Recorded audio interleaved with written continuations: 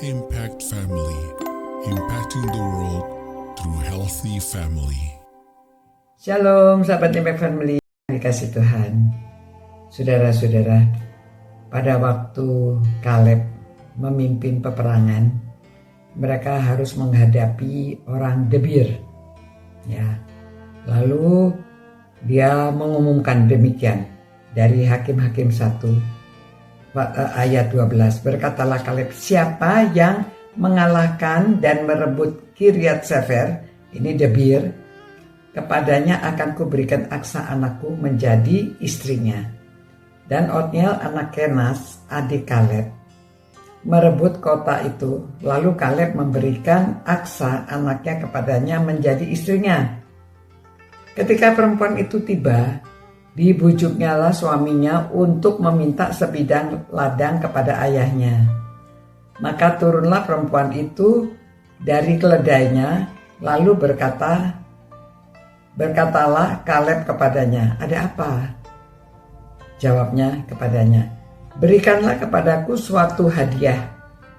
Telah kau berikan kepadaku tanah gersang, berikanlah juga kepadaku mata air. Lalu Kaleb memberikan kepadanya mata air yang di hulu dan mata air yang di hilir. Ya, ceritanya hanya sampai di situ. Lalu tidak ada cerita lagi mengenai si Aksa ini. Nah, tapi saya ingin supaya kita belajar. Ya, Aksa itu anaknya Kaleb. Kaleb itu pemberani. Dia dulu kan waktu mengintai itu orang lain merasa tidak berani menduduki tanah Kanaan, tetapi dia mengatakan berani ya, karena Tuhan beserta. Anaknya ini juga berani. Jadi dia tahu hati bapaknya tentunya ya. Jadi waktu dia diberi tanah yang gersang, dia pikir ya untuk apa ya tanah gersang ya. Jadi dia minta yang air lah, tempat yang ada airnya. Akhirnya bukan cuma diberi satu, diberi dua.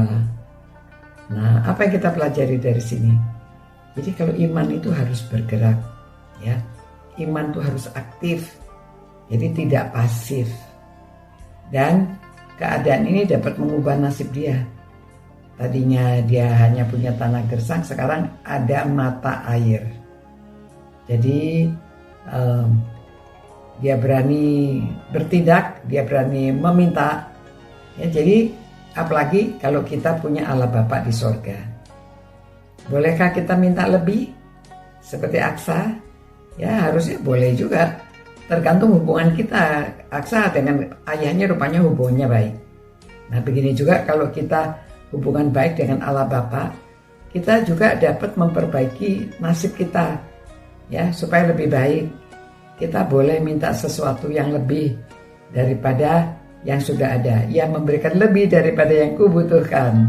Ya, jadi kita belajar di sini supaya kita kalau berdoa, kalau keadaan kita bagaimana, kita dapat sampaikan kepada Allah, ya, karena Allah itu murah hati. Dan memang jadi kita juga mestinya dekat hubungannya, sering ketemu sama Tuhan, sering berdoa. Jadi Tuhan melihat hati kita yang tulus, hati kita yang serius, maka Dia akan mengabulkan permintaan kita, ya. Jadi kita lihat di sini bahwa iman itu bukan pasif, tapi iman itu aktif.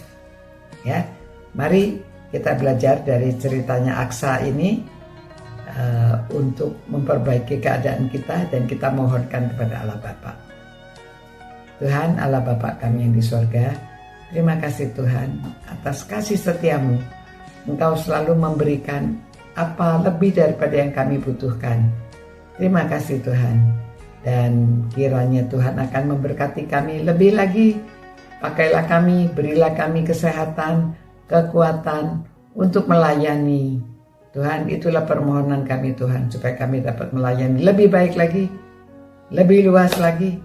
Dan Tuhan berikan seperti yang Tuhan ketahui apa yang baik bagi kami.